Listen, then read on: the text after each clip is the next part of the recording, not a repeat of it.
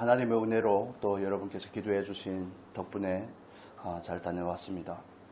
한 주간 동안 중국에 가서 교회에서 지체들을 가르치며 또 북한 사역을 하는 조 목사님을 만나고 하면서 하나님 앞에서 오히려 제가 굉장히 은혜 받고 유익한 시간이었던 것 같습니다.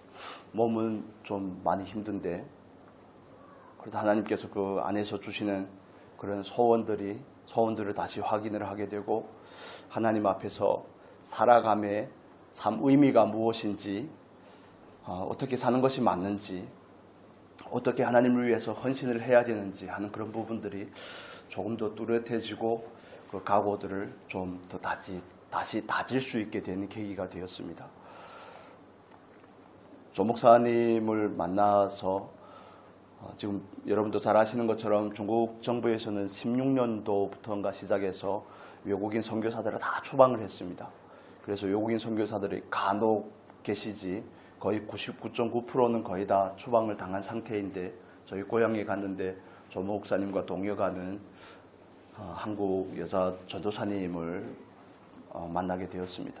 그분도 중국에서 사역을 한 지가 이제 9년이 되었는데 비즈니스 비자로 들어갔기 때문에 그게 될 수 있는 겁니다.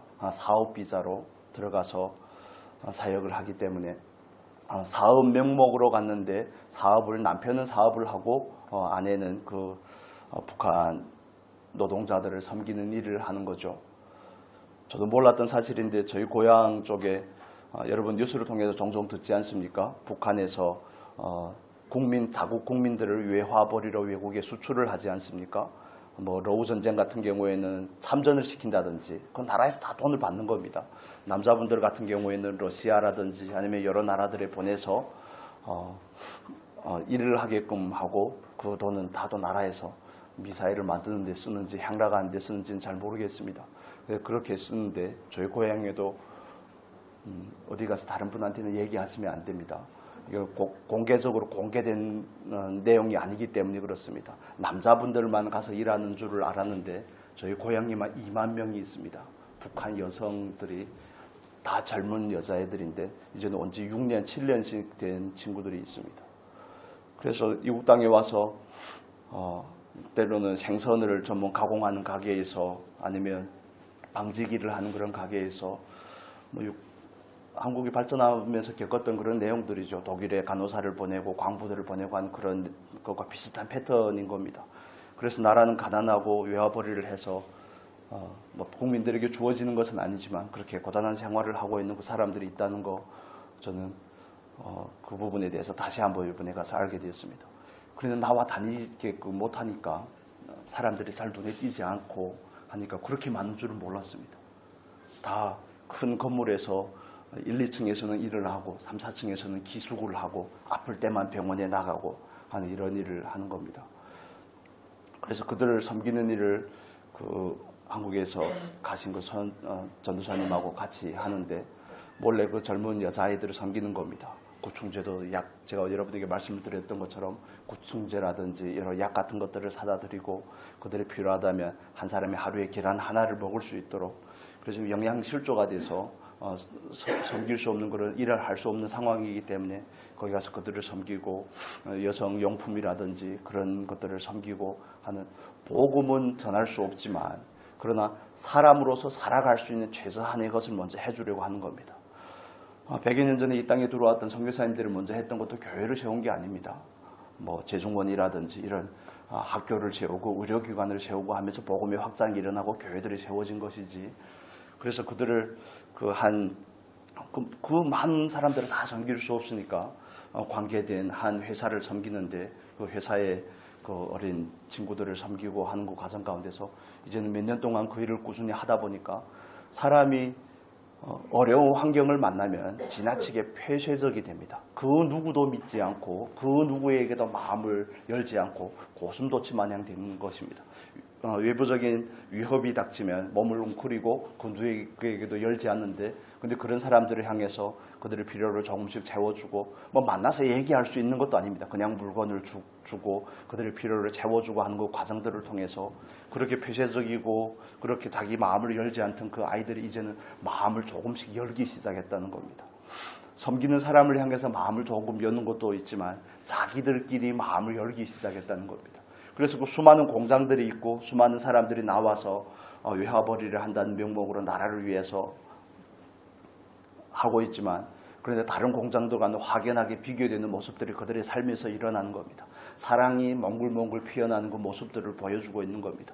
지난해에도 제가 말씀을 드렸던 것처럼 어느 여자아이가 너무 고통스러우니까 온몸에 전신 화상을 입었다고 말씀드리지 않았습니까? 그리고 화상을 입어서 제때 치료하지 못하고 하다 보니까 후속적인 치료를 하는데 이 민폐가 너무 비용이 너무 비싼 겁니다. 한국 돈으로 1억 원 정도가 드는 겁니다. 그런데 어떻게 치료를 합니까? 수혈을 받아야 되는데 피도 부족하고, 그런데 그 공장에서 같이 일하던 그 아이들이 그 화상 입은 그 아이를 위해서 우리가 헌혈을 하겠습니다. 그리고 이 피부가 화상을 입어서 피부를 이식을 해야 되잖아요. 그러니까 내 피부를 이식을 해주겠습니다 하는 이런 얘기들을 할 수 있는 겁니다. 그러지 않으면 자기가 공경에 처했는데 다른 사람을 위해서 뭔가를 내줄 수가 없거든요. 그런데 비록 그들에게 뭐 예수가 누구인지, 하나님께서 얼마나 사랑하는지 이런 얘기는 전혀 하지 않았지만, 그들의 인간됨의 가장 작은 필요들을 채워줌으로 인해서 그들 안에 사랑이 표현하고 그들과 만남을 하는 가운데서 이들은 왜 우리에게 이렇게 아무 대가와 보수도 바라지 않고 이런 일들을 할까? 그 한국에서 가신 그 전도사님도 남편이 대기업에서 은퇴하고 나서 중국에 가서 9년 동안 사역하는 동안 회사에서 준 퇴직금을 다 썼다고 그러더라고요. 왜 그럽니까? 한국에서 평안한 삶을 살고 생활을 할 수 있는데 왜 거기 낯선 땅에 가서 늘 조마조마하고 하루가 지나게 바쁘게 공안에서 전화를 하고 왜 아직도 한국에 돌아가지 않냐고, 여기서 뭐 하느냐고, 이제는 잊지 말고 러시아를 가라고. 그러면 러시아에 또 있다가 또 상황이 괜찮아지면 또 와서 그 사역을 왜 그렇게 합니까? 그런 것들을 보면서 그리스도인이 살아가는 방식이 이것이 아닐까. 그 전도사님 장신대를 졸업했다고 그러더라고요. 장신대 졸업할 때도 들어갈 때도 수석으로 들어가고 졸업할 때도 수석으로 졸업을 하고, 이제는 60이 가까이 다 된 여자분인데 그렇게 공부도 잘하고 뭐 석사 과정까지 하고 한국에서도 충분히 사역할 수 있는데 하나님의 부르심이 거기에 있다는 이유 때문에 거기에 가는 겁니다. 성경도 예전에는 성경도 가져다 주고 하는데 이제는 그 자리에서 할 수 있는 최소한의 일을 하는 겁니다. 그래서 우리가 2주 동안 나눠오던 이 삶 그 주제들과 그 삶이 바로 연결이 되는 게 아니겠습니까? 살면 얼마나 산다고 그렇게 살고 싶겠습니까? 인간적인 차원에서 말도 통하지 않고 문화도 낯선 그곳에 가서 그 단순하게 그냥 같은 동족이라는 그 이유 때문에, 하나님의 부르심이 있다는 그 이유 때문에 그들을 섬긴다는 거 누구도 알아주지 않습니다. 그래서 전사님이 하는 얘기가 한국에 와서 간증을 하면 오히려 비웃는다는 거예요. 전혀 공감하지 못하니까. 그 문화나 그 정서들이 전혀 공감이 되지 않으니까 네가 그런 얘기하면 국정원에 신고하겠다고. 참고로 말씀을 드리지만 여러분이 드시는 북어는 다 북한 노동자들이 가공한 것이 대부분이라는 사실. 이제는 속초에서 덕장을 못합니다. 덕장이 뭔지 알죠? 동해 바다에 있는, 동태 얘기를 할 때가 아닌데, 동해 바다에는 더 이상 명태가 나지 않습니다. 말린 거 다 대구죠. 이제는 조선 명태라고 우리가 옛날에 그렇게 불렀던 그건 이제는 안 납니다. 거의 잘 안 나오고, 그래서 북한의 그런 북한의 대구를 수입해다가 북한 노동자들이 중국이나 북한에서 그걸 가공을 해서 속초에다 보내면 속초에서 전국에다 풀어서 드시는 겁니다. 그래 한 번마다 황태국을 드실 때마다 기도를 한 번이라도 해주시라고 말씀을 드리는 겁니다. 이거 국가 기밀인데 공개를 하게 되네요. 다시 원래 주제로 돌아오면, 그래서 그 전사님하고 점심 식사를 오후에 만났네요. 오후에 같이 차를 나누면서 얘기를 하다 저녁 식사는 제가 대접을 하고 이런 과정 가운데서 왜 그렇게 살아야 될지. 그래서 조 목사님도 거기 가서 이제는 졸업해서 간지도 한 10년 가까이 됐는데 뭐 눈에 띄게 뭘 해놓은 업적이 없습니다. 업적이 없는데 그를 통해서 사람들이 세워지고 있다는 거 누구도 인정해 주지 않습니다. 한국에 와서 군인이나 공부하고 갔으면 뭔가 좀 떳떳하게 내놓을 만한 뭔 결과를 가지고 오라는 게 교회의 요청이고 많은 사람들이 후원해 주는 사람들의 요구일 수가 있죠. 그런데 그를 통해서 전달이 되고 그를 통해서 세워지는 것은 사람이고 그를 통해서 나타나는 것은 하나님의 사랑이라는 거죠. 자기도 먹을 것이 없는데 자기도 가정생활이 그렇게 여의치 않고 또 조카를 키워줘야 되는 그런 입장이고 몸도 안 좋고 시어머니는 병원에 몇 년째 계속 누워 계시고 남편은 반신불수가 돼서 계시고 한 그런 와중에도 그게 어떻게 가능할까 하는 이런 생각들을 할 때 하나님이 하라고 하지 않았으면 가능한 일이 아니겠구나. 조 목사님도 그렇고 그 전사님도 그렇고 뭐 이름도 미처 여쭤보지 못했던 그 여자 전사님도 그렇고 왜 그 많은 한국에서 저축을 해놓고 살면 그래도 어느 정도 살지 않겠습니까? 그런데 왜 그 일을 하냐고요. 그게 그리스도인이 살아가는 삶의 모습이기 때문에 그렇지 않겠습니까? 하나님께서 그걸 원하시니까 우리식으로 표현하면 성령의 인도를 받아 사는 삶이 그런 삶이기 때문에 그렇죠. 어디에 가라면 가고 어디에서 무엇을 하라면 하고 사람이 알아주든 인정을 해주든 인정을 해주지 않든 그런 걸 모든 것을 다 고사하고 그 일을 묵묵히 하는 거죠. 하나님 앞에 우리가 드리는 찬양처럼 빛도 없이 이름도 없이 주어진 자리에서 묵묵히 헌신을 하는 겁니다. 우리는 눈에 띄게 사역하고 실용적으로 좋은 결과를 남기는 그런 사역들이 너무너무 익숙합니다. 뭔가를 투자를 하고 후원을 했으면 뭔가를 내놔야지. 그런데 하나님께서 원하는 삶이 과연 그것일까? 하나님께서는 창세기 5장에서 에녹을 불러서 그에게 무드셀라를 65세 때에 무드셀라를 주고 나서 300년 동안 에녹과 동행하며 자녀를 낳았다고 이렇게 성경 우리에게 말해주고 있습니다. 하나님은 과연 업적을 원하실까? 이런 질문을 할 때 우리는 아니라는 생각을 바로 할 수밖에 없죠. 하나님께서 우리에게 원하시는 것은 날마다 하나님과 함께하며 그분의 성령의 인도하심을 따라 사는 삶이 아니겠는가 하는 것을 여러분에게 질문으로 드리는 것입니다. 그걸 우리는 맞다고 인정을 하는 것이죠. 세상에서는 아무도 인정을 해주지 않고 눈에 띄지 않고 어떤 결과물도 손에 잡히는 것은 아니고 내놓을 것은 아무것도 없지만 그래서 그런 묵묵한 삶들을 통해서 하나님의 나라가 조금씩 세워지고 있지 않는가. 그 아이들이 이제 원래는 한 3년 정도 하면 자기 고향으로 돌아가야 되는데 코로나가 있고 하다 보니까 이제 7년째 못 돌아가고 있다고 그러더라고요. 그래서 그 아이들이 돌아갈 때면 또 돌아간다고 그들에게 약을 좀 챙겨주고 돌아가면 먹을 약이 없으니까요. 약을 챙겨주고 옷가지라도 좀 챙겨주고 돌아가서 삶을 북한에 돌아가면 삶을 영위해야 될 거 아닙니까? 그런 걸 하기 위해서 도와주고 하면 그 아이들이 어떻게 생각을 하겠습니까? 그래도 나는 이 땅에서 원하지 않지만 그 참혹한 지옥 같은 그 땅에서 났지만 그래도 아직도 이 세상에는 사랑이 통하고 있구나. 우리를 섬기는 사람들에게는 뭔가 이 세상에 줄 수 없는 뭔가가 있구나 하는 생각을 하지 않겠습니까? 그래도 하나님께서 언젠가 기회를 주신다면 그들에게도 베푼 그 사랑이 그 이유가 무엇인지를 깨닫게 되면 하나님을 향해서 마음을 열 수 있지 않을까 하는 그런 생각들을 해보게 되는 것이죠. 지난주에도 말씀을 드렸던 것처럼 그리스도인에게 있어서 성령을 따라 사는 삶은 필수적인 삶이라고 말씀을 드렸습니다. 추상적인 삶이지만 손에 잡히는 삶은 아니지만 그러나 그 삶이 저와 여러분의 삶의 실제가 될 수 있기 위해서 우리는 부단히 추구하고 사모해야 될 줄로 믿습니다. 이건 선택이 아니라고 말씀을 드렸죠. 또 지난주에 말씀을 드렸던 것처럼 우리는 그리스도 안에서 영적인 존재가 되었기 때문에 영을 따라 사는 방식이 당연한 것이라고 말씀을 드렸습니다. 이제는 이 세상에 속한 사람이 아니라 하나님의 나라에 속한 사람이기 때문에 하나님의 나라의 삶의 패턴을 따라서 사는 것이 너무나 정상적인 삶인 것입니다. 그리고 육신을 따라 사는 삶의 결과는 사망이고 성령을 따라 사는 삶의 결과는 생명과 평안이라는 사실에 대해서도 우리가 나눴습니다. 오늘 그 연장선에서 몇 가지만 더 살펴보려고 합니다. 갈라디아서 5장의 말씀을 보겠습니다. 5장 13절의 말씀을 보겠습니다.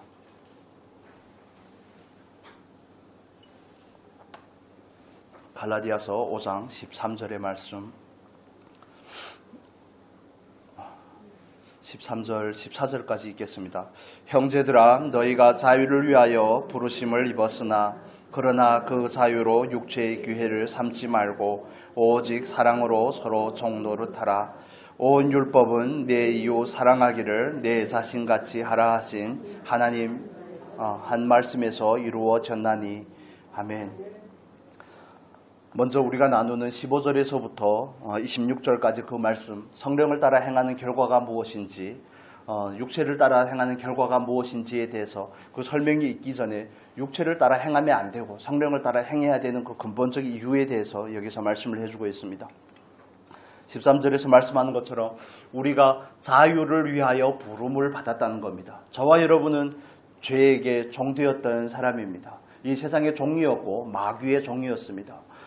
육체와 마음에 원하는 것을 따라 행하며 공중의 권세 잡은 자에게 사로잡혔던 삶입니다. 예수를 믿지 않는 사람은 종속된 삶을 살아가는 겁니다. 사로잡힌 삶을 살아가는 겁니다. 자기 마음대로 생각하고 자기 감정을 따라 말하고 행동을 하는 것 같지만 예수를 영접하지 않는 사람은 생명이 없습니다. 그래 그 사람은 하는 모든 일이 사랑과는 전혀 다른 일을 하고 있고 마귀에게 종속된 삶을 살아가고 있습니다. 그러나 우리가 하나님의 은혜로 예수를 믿으면 우리는 비로소 자유인이 되는 겁니다. 오늘 본문은 우리가 방금 읽은 13절은 우리가 자유인이 된 이유에 대해서 말씀을 해주고 있는데 사랑으로 종노릇하라고 우리로 하여금 자유케 하셨다고 말씀을 합니다. 죄와 사망과 저주에서 우리를 자유케 하신 이유는 저와 여러분으로 하여금 사랑하게 하기 위함인 줄로 믿습니다. 그래서 그 사랑을 위해서 하나님께서 우리에게 자유를 선물을 하셨다는 겁니다. 다른 말로 하면 우리에게 자유의 의지를 주셨다는 겁니다. 예전에는 노예 의지였습니다. 마귀에게 종속된 의지였고 내가 원하는 것처럼 행하는 모든 것들이 다 마귀의 일이었습니다. 하나님과는 전혀 상관이 없는 일이었지만 이제는 자유인이 되었기 때문에 우리는 그 자유를 따라서 생사화복의 결과를 원함을 따라서 선택할 수가 있게 된 것입니다. 사랑할지 사랑하지 않을지를 결정할 수 있게 된 것입니다. 그래서 자유인이 된 결과는 사랑하기 위함이고 그 사랑을 하기 위해서는 반드시 성령의 인도함을 받아야 된다는 것이 갈라디아서가 우리에게 말씀을 해주고 있는 겁니다. 14절의 말씀이 이렇게 말하죠. 온 율법은 내 이웃 사랑하기를 내 자신같이 하라 하신 한 말씀에서 이루어졌나니. 그렇습니다. 예수님께서도 요한복음 13장 34절에서 35절 우리 암송했던 말씀이지만 같이 보면 좋겠습니다. 요한복음 13장 34절에서 35절 말씀 여러 군데 찾아서 같이 읽겠습니다. 우리 같이 읽겠습니다. 요한복음 13장 34에서 35절입니다. 새 계명을 너희에게 주노니 서로 사랑하라. 내가 너희를 사랑한 것 같이 너희도 서로 사랑하라. 너희가 서로 사랑하면 이로써 모든 사람이 너희가 내 제자인 줄 알리라. 아멘. 서로 사랑하는 것은 제자로서의 증명이 될 수도 있지만 서로 사랑하는 것은 새 계명이라는 겁니다. 자유인이 된 이유는 사랑하기 위함이고 그 사랑은 곧 새 계명이고 구약에 있는 모든 율법은 하나님을 사랑하고 내 자신을 내 이웃을 내 몸과 같이 사랑하라는 그 말씀 안에서 이루어졌다고 말씀을 하는 겁니다. 그래서 저와 여러분은 하나님의 율법을 조목조목 지키는 것이 아니라 사랑을 하는 겁니다. 이해가 되십니까? 그 모든 율법의 결론이 사랑이기 때문에 하나님을 사랑하고 이웃을 내 몸과 같이 사랑을 하다 보면 율법을 따라 행하는 삶이 그 안에 포함이 되게 되어 있는 겁니다. 이해가 되시면 아멘을 해주시면 감사하겠습니다. 이해가 되시는 줄로 믿고 예수님께서 오셔서 율법을 다 이루셨습니다. 그리고 말씀하시기를 계명의 결론은 사랑이라고 말씀을 하셨습니다. 친히 몸소 하나님의 독생자이지만 말씀이 육신이 되어 이 땅에 오셔서 십자가에서 죽으심으로 하나님께서 우리를 향한 그 사랑을 친히 증명을 하셨죠. 그리고 몸소 사랑을 증명을 하시고 또 제자들에게 서로 사랑하라고 말씀을 합니다. 그래서 계명의 결론이 사랑이기 때문에 우리가 성령을 따라서 행해야 되는 이유는 성령을 따라 행해야만이 사랑할 수 있기 때문에 그렇습니다. 자유인이 되었다는 것은 사랑하기 위함입니다. 그런데 자유만 있다고 사랑할 수 있는 것이 아니라 자유인에게 또 필요한 것은 뭡니까? 자유인으로서 사랑하기 위해서 성령의 인도하심이 있어야지 사랑을 할 수 있다는 겁니다. 성령으로 살았으면 성령으로 행할지니 이렇게 말씀을 하는 것처럼, 그래서 우리는 성령의 인도하심이 없으면 사랑할 수가 없습니다. 근원적인 하나님의 사랑이 내 안에 없기 때문에 그렇습니다. 물론 그 사랑의 여러 가지 단계가 있기 때문에 우리가 외적인 모습은 할 수 있겠지만, 그러나 사랑이 요구하는, 계명이 우리에게 요구하는 그 본질적인 사랑을 할 수가 없다는 겁니다. 우리가 아내를 사랑하고 남편을 사랑하고 자녀를 사랑하는 것 같지만 왜 사랑합니까? 이유가 거기에 다양하더라는 겁니다. 구약 때에는 계명이 몸 밖에 있는 겁니다. 그걸 표면적이고 외면적이라고 이렇게 말하죠. 몸 밖에 있는 돌 위에 새겨진 율법을 내가 가서 지키는 겁니다. 구약 때에는. 그래서 구약 때는 그 안에 동기와 목적을 하나님께서 묻지 않으십니다. 사실은 율법은 그 부분까지 포함이 된 거지만, 그러나 구약 때는 그 행위가 율법에 부합하며 지킨 것으로 하나님께서 여겨주는 겁니다. 그런데 예수님께서 오셔서는 뭐라고 말씀하십니까? 간음하지 말라. 하지 말라는 그 말씀을 따라서 내가 구체적으로 간음을 하지 않았지만 내 안에 음욕이 불타고 있다면 이미 간음한 것이라고 말씀을 합니다. 내가 비록 돌을 들어 사람을 쳐서 죽이지는 않았지만 그러나 내 안에 그를 향한 미움이 있으면 그게 곧 뭐라고요? 살인이라고 말씀을 하는 겁니다. 구약에서는 어찌어찌해서 행위를 지키는 일에 바리새인들과 같은 경우에는 흠없이 행위를 지킬 수 있었습니다. 그런데 그 마음의 동기가 아니라는 겁니다. 하나님의 사랑으로 비롯된 것도 아니고 하나님의 사랑의 이유와 근거가 된 것도 아니고 자기 자랑의 결과였더라는 것을 성경은 우리에게 폭로해 주고 있죠. 그래서 그건 사랑이 아니라는 겁니다. 예수님께서 하나님을 향해서 10근체와 회양의 11조를 내는 그들, 바리새인의 행위들, 한 주일에 2번씩이나 이틀씩이나 금식을 하는 그들의 행위들, 경문띠를 팔에 길게 싸매고 또 사거리에서 기도하는 그들의 행위들은 다 외식이라고 말씀을 하는 겁니다. 외형적인 모습은 사랑 같지만 그러나 그 사랑에는 동기와 목적이 결여된 사랑이라는 것입니다. 순수하지 않은 하나님을 향한 것이 아니라 자기를 향한 사랑이고 자기를 향한 자랑이더라는 것을 예수님은 폭로를 하는 겁니다. 그래서 우리에게 요구되는 바도 그렇습니다. 사랑을 하는데 그 사랑의 근거가 하나님이 되기 위한 사랑을 원하는 겁니다. 자녀를 사랑하지 않습니까? 부모된 자가 어떻게 자녀를 사랑하지 않겠습니까? 중국어 속담에 그런 말이 있습니다. 호랑이가 아무리 악해도 자기 새끼는 먹지 않는다고. 자기 새끼는 잡아먹지 않는다고. 하물며 사람이 어떻게 그런 일을 할 수가 있습니까? 마태복음에도 그러죠. 너희가 악한 자라도 자녀에게 좋은 것을 줄 줄 알거든. 하물며 하늘에 계신 너희 아버지께서 너희가 원하는 것을 주시지 않겠느냐. 누가복음에서는 성령을 주시지 않겠느냐 이렇게 말씀을 하죠. 그렇습니다. 그래서 우리가 외형적인 모습의 그 사랑의 행위는 가질 수 있지만 그러나 우리가 근거가 되고 우리가 원인이 되고 우리가 능력의 기초가 될 때는 온전한 사랑을 할 수 없더라는 것입니다. 사랑하기를 힘쓰지만 그러나 우리를 통해서는 하나님의 사랑이 나갈 수가 없더라는 겁니다. 우리가 기껏해야 할 수 있는 것은 베드로가 예수님의 대답했던 것처럼 필레오의 사랑인 것입니다. 형제 사랑 정도인 것이죠. 그래서 그 목적과 동기에 있어서는 하나님의 이유가 아니고 내가 이유가 되는 경우들이 있는데, 그러나 성경에서 우리에게 말하는 것은 아가페의 사랑을 말씀하는 겁니다. 하나님께서 너희를 사랑하시는 것 같은 그 사랑, 무조건적인 사랑을 말씀을 하는 겁니다. 우리의 사랑에는 얼마나 많은 요구가 있습니까? 자녀들을 향해서도 네가 순종을 하면, 네가 말을 들으면 내가 너를 사랑한다는 등 이런 일들이 너무 많이 비일비재하게 우리의 삶에서 발생하고 있는데, 그래서 성경은 우리에게 이렇게 말씀을 하고 있습니다. 자유인이 된 이유는 사랑하기 위함이고 그 사랑을 하기 위해서는 반드시 성령을 따라 행해야 된다고 말씀을 합니다.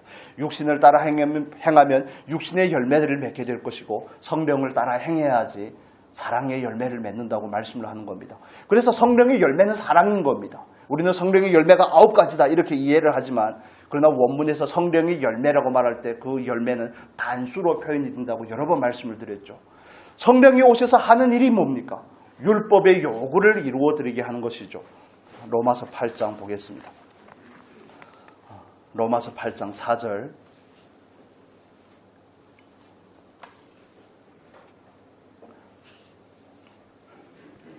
로마서 8장 4절 같이 읽겠습니다. 육신을 따르지 않고 그 영을 따라 행하는 우리에게 율법의 요구가 이루어지게 하려 하심이라. 육신을 따르지 않고 그 영을 따라 행하는 우리에게 어떻게 한다고요? 율법의 요구가 이루어지게 하려 하심이라. 율법의 요구가 우리에게 어떻게 이루어집니까? 다른 표현으로 해보겠습니다. 어떻게 하면 하나님의 말씀을 지킬 수가 있습니까? 어떻게 하면 지킬 수가 있습니까? 8장 1절에서 이렇게 말합니다. 그러므로 이제 그리스도 예수 안에 있는 자에게는 결코 정죄함이 없나니 이는 그리스도 예수 안에는 생명의 성령의 법이 죄와 사망의 법에서 너희를 해방하였습니다.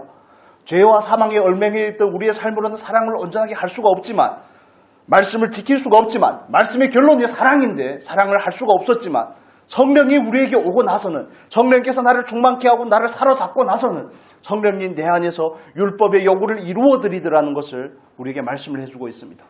그래서 성령의 충만함이 없이는, 성령의 사로잡힘이 없이는 우리는 사랑을 행할 수가 없습니다. 하나님의 가장 근원적인 요구, 가장 결론적인 요구인 그 사랑에 다가설 수조차 없는 것입니다. 성령께서 소원을 주셔야 되고, 공사모님께서 기도했던 것처럼 우리에게 소원을 줄 뿐만 아니라 행할 수 있는 믿음을 주시는 분이 누굽니까? 성령이죠. 내가 원한다고 할 수 있습니까? 안 된다니까요. 오늘부터 집에 가서 운동을 해야지. 안 된다니까요. 해봐야 되는 것이고, 하나님께서 은혜를 주셔야 되는 그런 부분들이 있지 않습니까? 원한다고 다 되는 게 아니더라는 것을 성경은 우리에게 말해주고 있습니다. 동의가 된다고 다 순종하는 게 아니더라는 것을 말씀해주고 있습니다. 물론 구체적인 과정들이 필요하지만, 그래서 정리를 이렇습니다. 우리에게 자유의지를 주신 이유는 사랑하기 위함입니다. 사랑하기 위해서는 성령의 인도하심이 필요합니다. 성령의 인도하심을 따라서 사랑하는 것은 율법의 결론이기 때문에 그렇습니다. 그래서 성령을 따라 행해야지 우리를 통해서 사랑이라는 열매가 맺혀질 수가 있는 것입니다.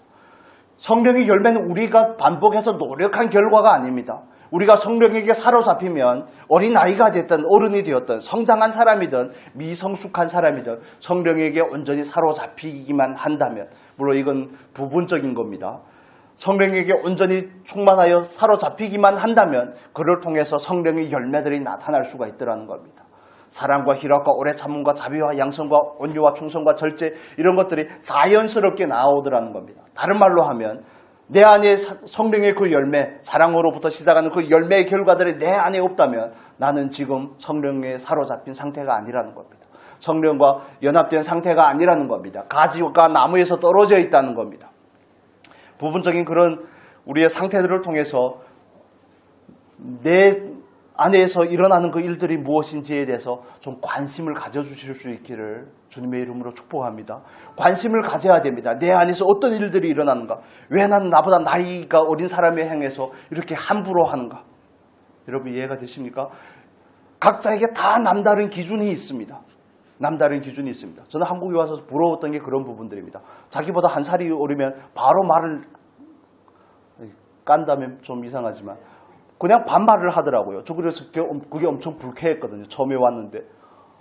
나이가 많은 게 배설이냐 하는 제 안에서 여기까지 올라오는데 그 얘기는 할 수가 없고, 이게 문화와 정서가 다르기 때문에 그렇습니다. 저희 고향에서는 어릴 때부터 저하고 같이 놀던 친구들이 2살 이상인 친구들까지도 같이 그냥 친구처럼 놀았는데 여기 오니까 한 살이 더 많다고 형이 행세를 하려고 하더라고요. 저한테. 내가 형이라고 불러야지 형이지 나이 많다고 형이 아니지 않습니까? 여러분 어떻게 생각합니까? 예수님께서 여러분들 제자라고 말해야지 제자지. 스승이 제자라고 제자가 스승을 스승이라고 불러야지 스승이지. 그렇지 않습니까? 이건 상대적인 관계거든요. 바로 말을 내리는 거예요. 그래서 그러다 말았죠. 결국에는 따지겠습니까? 싸우겠습니까? 그런 부분들. 그래서 그런 데 대해서 저는 좀 익숙하지 않으니까 나이가 어린데 말을 놓는 거 어렵습니다. 그게 적응이 잘 안 됩니다. 그러다 보니까 존댓말을 하죠. 그냥 존댓말을 할 수밖에 없는 그래서 제가 정한 기준이 있습니다. 고등학교 졸업하면 무조건 존댓말을 한다. 예전에 가 섬기던 교회에서부터 청년이 되면 그냥 존댓말 하기로. 근데 때로는 불편할 때도 있습니다. 조카 뿌리 되는 애들에게 존댓말을 한다는 거 꽤나 어려운 부분들이 있죠. 뭔 얘기를 하다가. 그래서 이런 부분들이 여러 가지 우리의 삶 가운데서 그런 정황들이 있고, 때론 우리가 어떤 부분에 있어서 다른 사람을 가볍게, 나이를 예로 들었지만 나보다 힘이 없는 사람을 가볍게 여긴다든지, 나보다 지위가 낮은 사람을 가볍게 여긴다든지, 나보다 능력이 부족한 사람을 가볍게 여긴다든지 나보다 좀 어리석은 사람을 가볍게 여긴다든지 이런 기준들이 우리한테 너무 많은 겁니다. 서열을 따진다든지 이게 다 세상의 문화고 세상의 풍속이 아닙니까? 우리 위 집사님께서 해병대에 나오셨지만 해병대는 몇 기냐로 다 통하지 않습니까? 그걸 뭐 가볍게 여기려고 그러는 건 아니지만 그게 문화와 전통인 것이죠. 우리는 그 안에서 살아가면서 그런데 너무 익숙한 겁니다. 그런데 물론 그럴 수 있습니다. 그런데 그게 과연 사랑에서 비롯됐는가 하는 이런 질문들을 우리는 해봐야 되는 겁니다.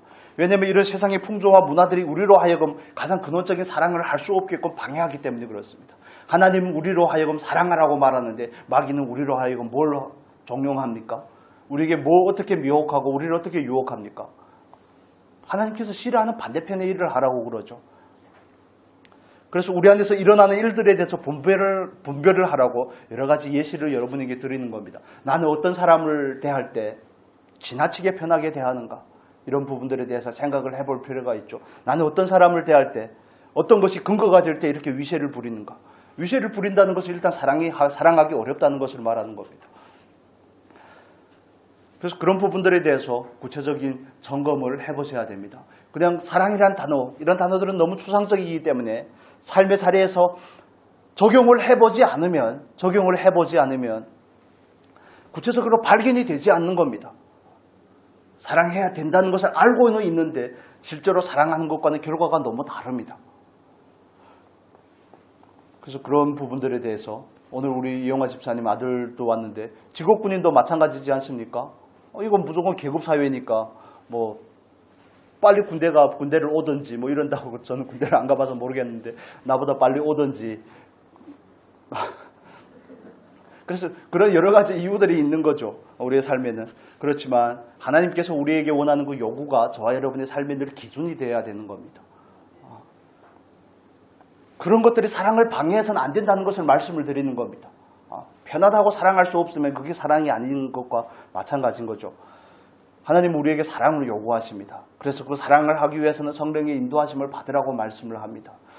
그래서 지난주부터 말씀을 나누면서 성령의 인도함을 받아야 되는 이유, 왜 해야 되는지를 알아야 그 부분에 우리가 동의가 되고 하나님께서 우리에게 서원을 주신 그 서원에 우리가 완전히 동의될 때만이 우리는 비로소 시작을 할 수가 있습니다.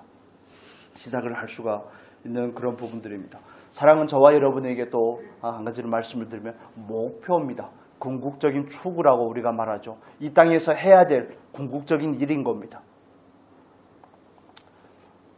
어떤 자리에 있든 어떤 교회 안에서의 직분을 가졌든 이런 걸 다 막론하고 하나님께서는 우리에게 사랑을 요구하십니다. 하나님께서 우리에게 보여주신 대로 그 사랑을 요구하십니다. 하나님을 사랑하고 자기 자신을 사랑하고 이웃을 사랑하기를 요구하십니다. 요한복음에는 하나님께서 우리를 얼마나 사랑했는지를 말씀하고 있다면 요한 1서에 가서는 그 사랑의 반응들에 대해서 우리에게 요구하고 있죠. 요한 1서 우리 잠깐 보겠습니다. 요한 1서 4장부터 보겠습니다. 4장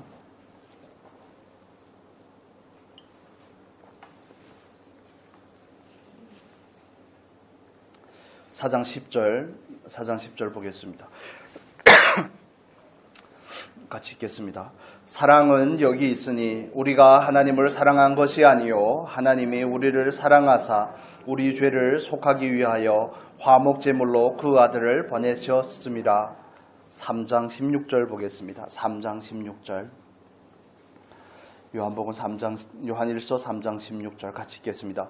그가 우리를 위하여 목숨을 버리셨으니 우리가 이로써 사랑을 알고 우리도 형제를 위하여 목숨을 버리는 것이 마땅하니라.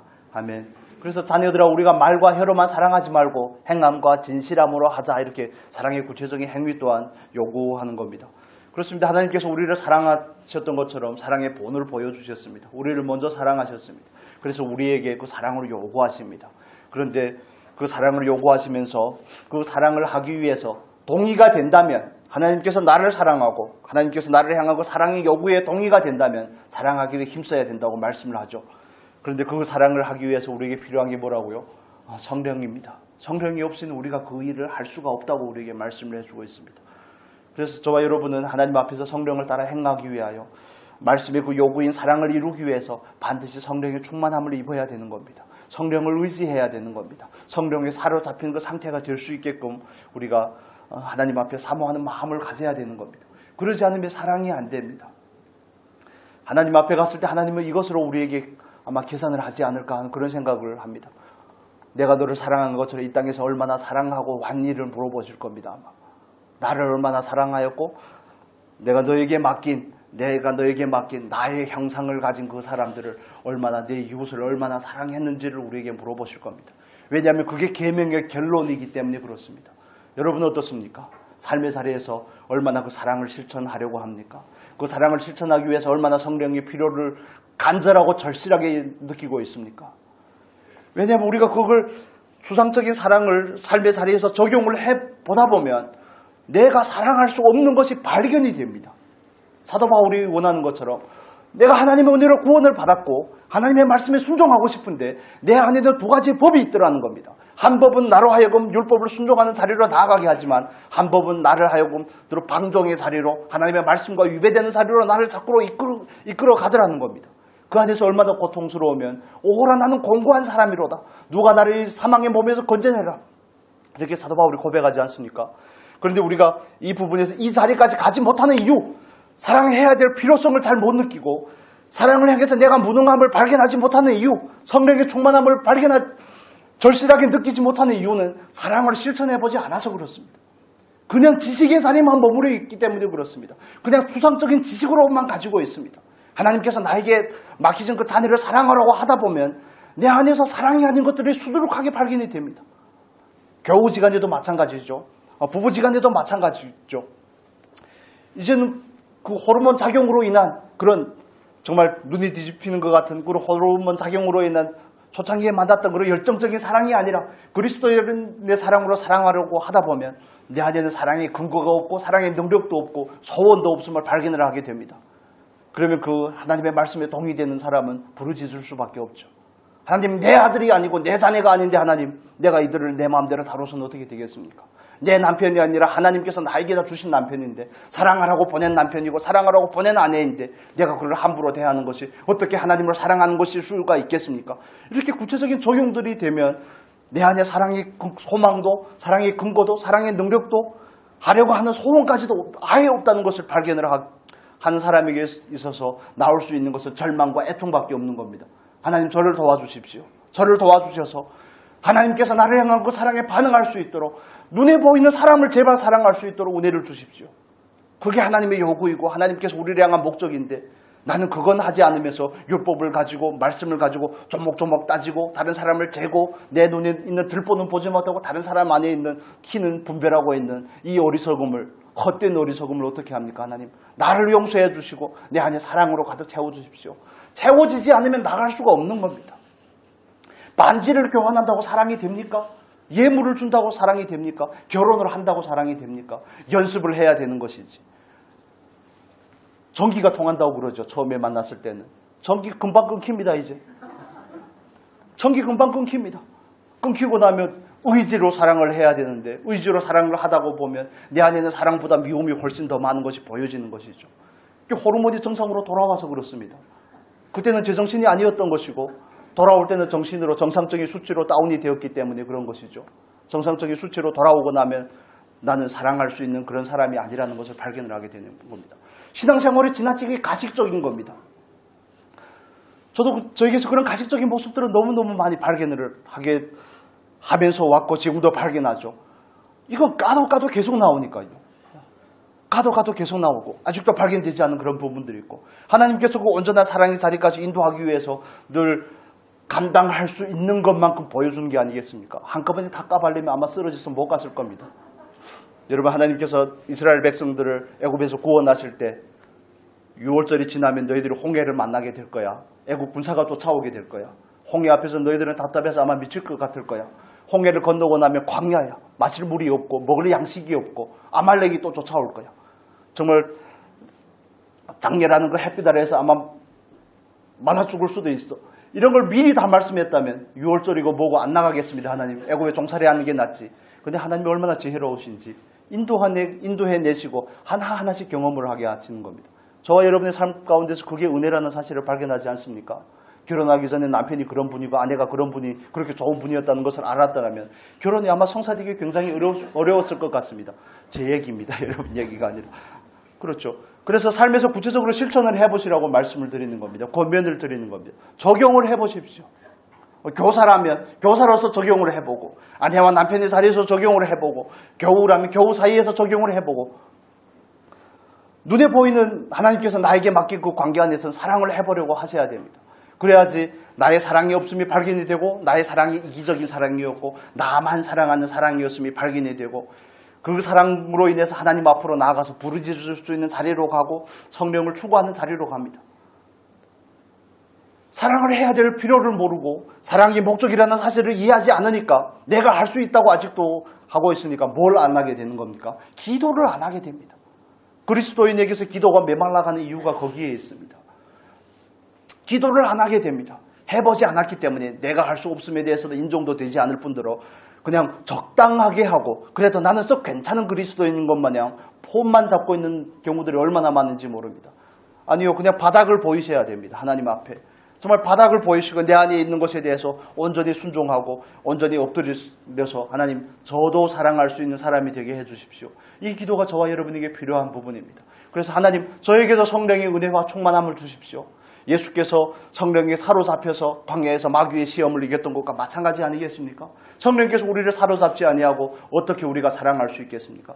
말씀을 암송한다고 되겠습니까? 성경을 배운다고 되겠습니까? 신학교를 나왔다고 되겠습니까?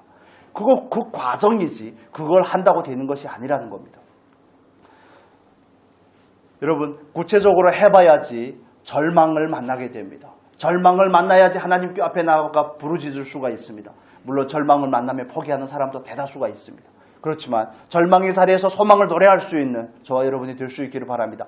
나는 안 되지만 하나님은 되십니다. 나는 사랑할 수 없지만 하나님께서 나에게 사랑을 주신다면, 성령으로 나를 사로잡아 주신다면, 성령의 충만함을 허락하신다면 하나님 저도 비로소 사랑할 수 있는 사람이 될 수 있습니다. 하나님 저를 도와주십시오. 제 안에서 사랑이 더욱 원숙해질 수 있도록 저를 도와주십시오.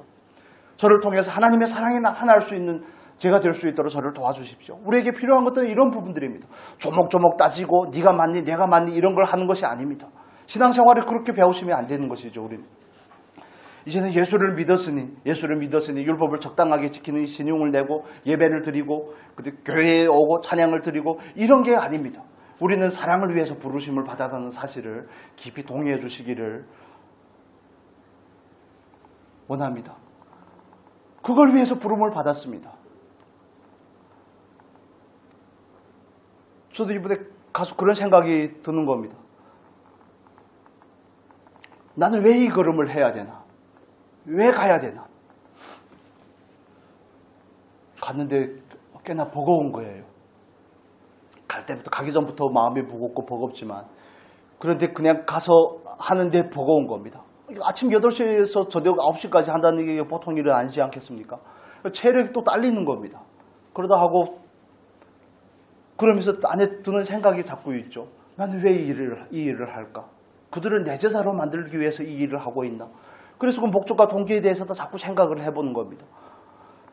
뭘 돈을 주는 것도 아니고 이 일을 한다고 해서 뭘 나에게 유익이 되는 것도 아니고 물론 여러 가지 유익이 있습니다. 영적인 유익도 있지만 그 일을 해야 되는 이유가 무엇인지 그런 부분들을 생각을 할 수밖에 없는 것이죠. 사랑하라고 하나님께서 보내시면 그냥 그 일을 하는 게 사랑이 아니겠습니까? 사랑이 나타나는 다양한 방법들이나 표현이 있을 수 있겠죠. 그 누군가에게는 사랑으로 인해서 책망이 될 수도 있습니다. 잠언서에서 말씀하는 것처럼 면책은 숨은 사랑보다 낫다고 그러죠. 오냐오냐 하는 게 사랑이 아니라고 성경은 말합니다. 사랑은 곧 징계고 사랑은 때로는 하나님의 진노하심을 나타내는 것이라고 우리에게 말씀해 주기도 하죠. 그건 나타나는 방법의 문제지만 저와 여러분에게 있어서 우선적으로 삼아야 될 과제는 사랑에 대해서 점검을 하는 겁니다. 나는 사랑하려고 하는가? 하나님께서 나를 사랑한다는 사실을 알고 있는가? 그렇다면 그 사실을 알고 있다면 나를 사랑하는 것만큼 하나님을 사랑하려고 하는가? 나를 존귀히 여기고 나를 사랑하는가? 내 눈에 보이는 이웃을 사랑하려고 하는가? 그 구체적인 삶의 실천들, 그를 사랑하려고 하는데 내 마음에 미움이 있으면 회개를 해야 되는 것이고 회개를 하고 다시 사랑을 시도해야 되는 것이고 마음에 부담을 주지 않는다면 괜찮습니다. 근데 일정한 거리를 유지할 수가 있죠. 그러나 그 관계 가운데서 거부할 수 없는 관계, 뗄래야 뗄 수 없는 관계라면 그걸 반드시 연습을 할 수 있는 은혜가 있기를 축복합니다. 어렵습니다. 어려운 공과입니다. 어려운 공과지만 하나님께서 그걸 저와 여러분에게 소원으로 주셨는데 우리가 그 소원에 동의하지 않는다면 우리가 예배를 정말 매일 빠지지 않고 예배를 드린들 하나님을 향해서 목 터져라 찬양을 드린들 내 몸을 불사르게 내어드린들 사랑이 없으면 아무것도 아니라고 말하는데 우리가 어떻게 하나님 앞에서 뭘 내놓고 뭘 얘기를 할 수가 있겠습니까? 사랑이 아니면 아무것도 아니라고 고린도전서 13장은 말하지 않습니까? 산으로 옮길 만한 믿음이 뭔 소용이며 정말 하나님 앞에 나를 오롯이 내어드릴 수 있는 헌신이 뭔 소용이며 사랑이 아니면 아무것도 아니라고 말씀을 합니다. 여러분 우리가 성령을 따라서 행해야 될 이유 사랑하기 위해서 부르심을 받았기 때문에 그렇습니다. 정말 우리가 마음에 깊이 간직하고 새기고 하나님 앞에서 정말 나에게 주어진 생명의 날 가운데 사랑하기를 힘쓰는 은혜가 있었으면 좋겠습니다. 그 사랑이 날마다 승화될 수 있는 축복이 있기를 바랍니다. 더 깊어지고 더 넓어지고 정말 더 폭이 넓어져서 더 많은 사람들을 품고 큰 나무가 되어서 많은 사랑이 필요한 그 새들이 와서 깃들 수 있는 저와 여러분이 될 수 있기를 바랍니다. 그래서 그 전도사님을 만나고 조 목사님을 만나면서 다시 들었던 생각이 그런 겁니다. 하나님께서 그들에게 사랑이 무언지를 보여줬기 때문에 그들이 사랑할 수 있구나.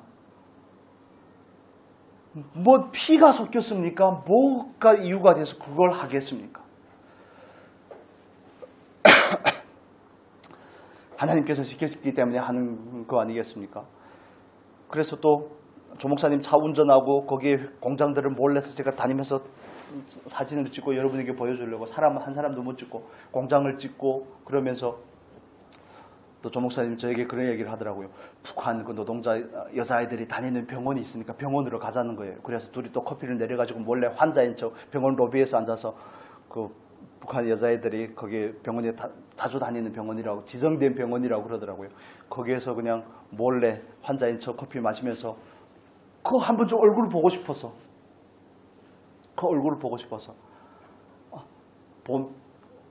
보면 눈물밖에 더 나겠습니까? 그래서 거기서 또 몇 사람 봤는데 마음이 별로 안 좋죠. 하나님 저도 자칫하면 거기서 날 뻔했는데 여러분은 너무 남쪽에서 계셔서 그 생각이 안 드실지 모르겠지만 저는 그냥 도망가고 몇 킬로 사이에서 났기 때문에 하나님 자칫 잘못 짚으셨다면 제가 그냥 도망가 이남에서 날 수 있었는데 하나님 이게 어찌된 은혜인지 여러분 너무 38선인 남쪽에서 지나치게 남쪽에 대해서 그런 생각이 없을지 모르겠습니다. 그래서 조 목사님하고 그런 이야기를 하다가 또 이튿날에 그 전도사님하고 조 목사님 만나가지고 양이 안 차서 그 전도사님 여기 북한에서 저도 몰랐습니다. 중국 정부와 북한에서 조인을 해서 세운 5성급 호텔이 있는데 거기서는 서빙하는 모든 사람들이 다 북한 사람들이라고 그러는 거예요. 거기로 가보자고. 제 고향인데 저는 그런 게 있는 것도 몰랐습니다. 그래서 가자고 거기 가서 그래서 그분들에게 식사를 대접하고 또 호텔 로비에 들어가서 그 아이들이 보고 싶어서 그래서 또 그 로비를 들어갔는데 또 마침 또 아리랑을 또 반주를 해주는 거예요. 호텔에 손님들이 오면 전부 피아노만 담당하는 그 여자아이가 있는데 거기서 이렇게 반주를 해주는 겁니다. 그냥 노래를 쳐주는 겁니다. 호텔에 온. 그것도 아리랑을 또 거기서 하필이면 반주를 해줘가지고 또 울컥하고 또 울 뻔하고 모르겠습니다. 저에게다 주신 사명이나 소명이 부르심이 그렇기 때문에 그들을 볼 때마다 마음이 아려운지는 모르겠지만 그렇습니다. 여러분에게는 그 누군가를 바라보면 마음이 아려올 겁니다. 주신 소명과 사명을 따라서 달란트를 따라서 그렇게 구분이 되겠습니다만 그래서 그런 부분들에 있어서 구체적으로 적용을 해보셨으면 좋겠습니다. 그래서 저는 저에게 주신 것을 따라서 그들을 어떻게 섬길까? 내가 할 수 있는 것만큼 약이라도 모아서 좀 가져다 줘야 되겠구나. 옷가지라도 좀 사서 보낼 수 있도록 조금 더 후원을 해줘야 되겠구나 하는 이런 생각들을 여기저기 다니면서 좀 더 모아서 좀 더 많이 주면 좋겠구나 이런 생각들을 하게 되는 거죠. 저는 제 입장에서 여러분은 여러분의 입장에서 삶의 실제 가운데서 그 일을 연습해 보실 수 있기를 바랍니다. 우리는 척하면서 살기 위해서 부르심을 받은 사람이 아닙니다. 사랑하기 위해서 부르심을 받은 사람입니다. 정말 우리에게 주어진 그 말씀을 따라서 마음을 다하고 뜻을 다하고 힘을 다했고 목숨을 다해서 사랑할 수 있는 자리까지 나아가실 수 있기를 바랍니다. 그래서 그걸 하기 위해서는 성령의 은혜가 필요하고 성령의 인도하심이 필요합니다.